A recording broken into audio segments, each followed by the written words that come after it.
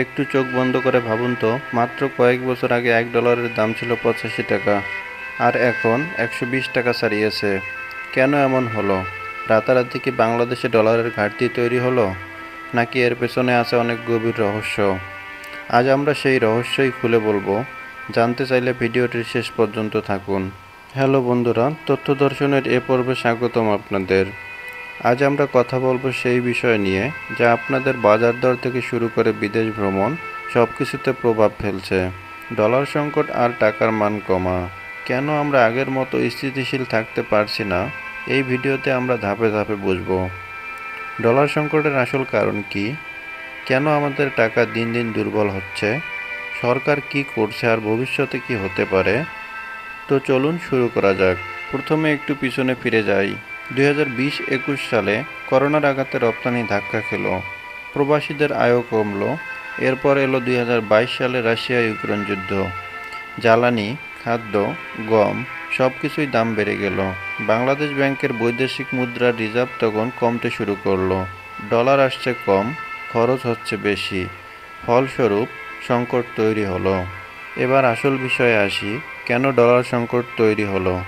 প্রথমত, আমরা অনেক কিছু আমদানি করি, কাঁচামাল, তেল, গম, ডাল, চাল ইত্যাদি। সব কিছুই কিনতে লাগে ডলার।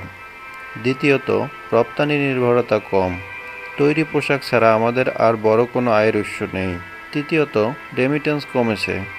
অনেক প্রবাসী হুন্ডি দিয়ে টাকা পাঠাচ্ছেন, ব্যাংকের মাধ্যমে নয়। চতুর্থত, বিদেশি ঋণ শোধ করতে ডলার বের হচ্ছে। আরেকটি বড় বিষয় হলো, অনেকেই ভয় পেয়ে ডলার জমাচ্ছেন, এতে বাজারের ঘাটতি আরও বাড়ছে। তাহলে টাকা কেন দুর্বল হচ্ছে? প্রথম কারণ মুদ্রাস্ফীতি। পণ্যের দাম বাড়লে টাকার ক্রয় ক্ষমতা কমে যায়। দ্বিতীয় কারণ অতিরিক্ত টাকা ছাপানো। বাজারে যদি বেশি টাকা ঘুরে বেড়ায়, তাহলে তার দাম কমবে। তৃতীয় কারণ ডলার সংকটের কারণে টাকার মান পড়ে যায়। চতুর্থ কারণ বিদেশি বিনিয়োগ কমে যাচ্ছে।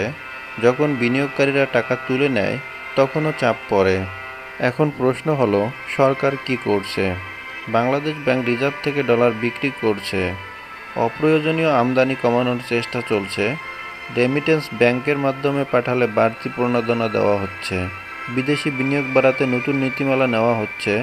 কিন্তু এগুলো কতটুকু কাজ করছে? স্বল্প মেয়াদে হয়তো চাপ কমাচ্ছে, কিন্তু দীর্ঘমেয়াদে টেকসই সমাধান দরকার। ভবিষ্যৎ কেমন হবে? যদি সংকট না কাটে, আমদানিকৃত পণ্যের দাম আরও বাড়বে। কিভাবে স্থিতিশীল করা যাবে? রপ্তানির ক্ষেত্র বাড়াতে হবে, হুন্ডি বন্ধ করে ব্যাংকিং চ্যানেল বাড়াতে হবে, বিদেশি ঋণের ওপর নির্ভরতা কমাতে হবে। তাহলেই ধীরে ধীরে টাকার মান ফিরতে শুরু করবে। বন্ধুরা, ডলার সংকট একদিনে হয়নি। এটা বছরের পর বছর ধরে তৈরি হওয়া অর্থনৈতিক ভারসাম্যহীনতার ফল। সমাধানও রাতারাতি হবে না, তবে সঠিক নীতি আর সচেতনতা থাকলে বাংলাদেশ অবশ্যই ঘুরে দাঁড়াতে পারবে। আপনারা কি মনে করেন, ডলার সংকট সমাধানের সবচেয়ে জরুরি পদক্ষেপ কোনটি? কমেন্টে লিখে জানান।